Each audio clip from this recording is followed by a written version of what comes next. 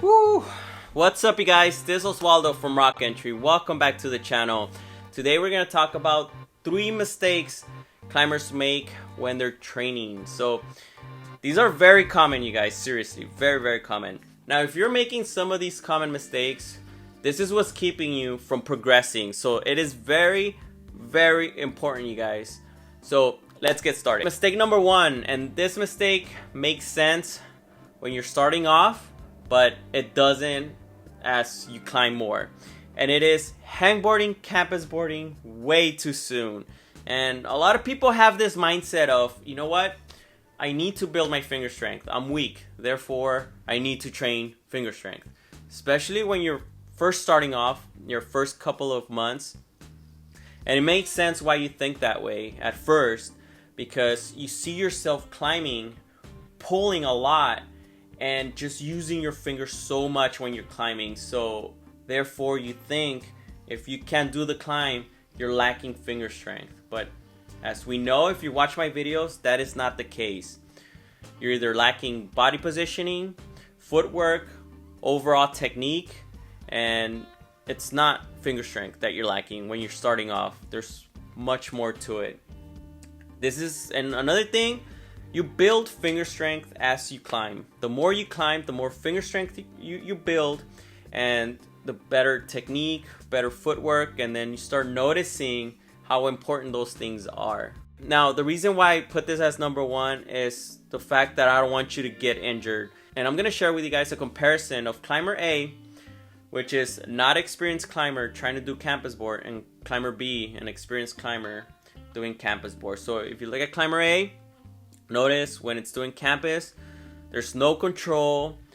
He's just throwing for every move, and if it lands, it lands. If it doesn't, it doesn't, and that causes injuries. You can really damage your fingers this way because you're putting a lot of load on those fingertips, which have no clue why you're doing it.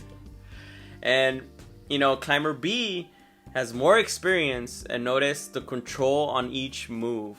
You could tell it's build up core, shoulder strength, more control over each movement. So you'll get to that point.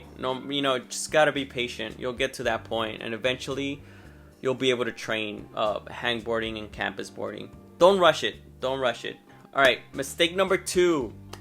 When you go to the gym and you just show up to the gym and you're like, all right, what am I gonna do today? Not having a plan. That's a problem. That's a big mistake. When you show up to the gym and you're like, you know what? Today I'm gonna do, pull-ups. I'm gonna do pull-ups today. I need to work on my upper body. So you're doing pull-ups and you're like, no, you know what? I need to work on my cardio. So then you're going up to the treadmill and you're doing cardio and you're like, wait a minute. I did cardio yesterday, so why am I doing cardio? And then you stop and then you're like, oh, what's today? Tuesday. Oh, yoga. I'll go to do yoga. Next thing you know, you're just climbing. You end up climbing. So all of that didn't matter. You spent time trying to figure out what you're gonna do, and at the end of the day, you just ended up climbing. And if you don't have a set goal, you're not gonna progress. You have to plan out your day, plan out your week. What are you gonna do Monday? Upper body. All right, you go to the gym, you work on your upper body. Tuesday, core, you're working on your core. Wednesday, you get to climb. Thursday, the thing is, you have to plan it out. This is gonna help you progress by a lot. Mistake number 3, not having goals. You need goals in order to progress. And this is the thing, if you have a goal, a set goal, you have your goal, and then you have to work your way towards that goal. Like, you're gonna know and plan out your day, your week, your month, based on that goal. If it's upper body that you're lacking, you plan out that month to focus on your upper body, because you can't have it all. You can't have endurance, upper body, finger strength, blah blah blah. You can't have it all. You have to set goals, focus on those goals, and achieve those goals. You can set yourself small goals too, like for instance, I just want to be able to do a pull-up. That's it. If you just want to be able to do a pull-up to work on your upper body, to focus on it, you start working your way back. Okay, I want to be able to do a pull-up. What do I have to do in order to achieve that? You achieve that, you set your next goal. I want to do a certain amount of pull-ups. You do that, you do those certain amount of pull-ups, and that's gonna help you. Oh my god, I'm spitting, I'm sorry. That's gonna help you progress a lot. Now let's do this. Let's compare two climbers to give you guys an example. You have climber A, who doesn't set goals, climber B, who sets goals. Now you have climber A going through the week not knowing what to do. So he's like, oh, you know what, I want to try to lose weight. So he's trying to lose weight, and and then he decides, you know what, no, I want to build muscle, so he goes on trying to build muscle, and next thing you know what, I need to build endurance. So it's all over the place, so it never gets anything done.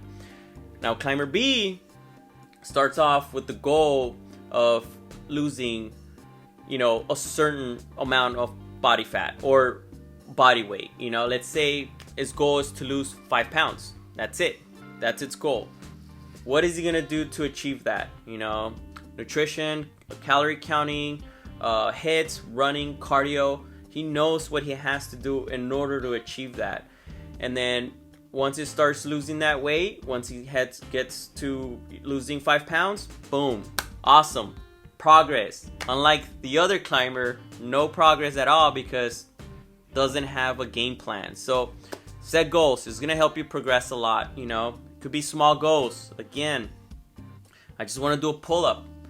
Do a progression on how to do a pull-up. Start with the resistance bands. Start, assisted pull-ups.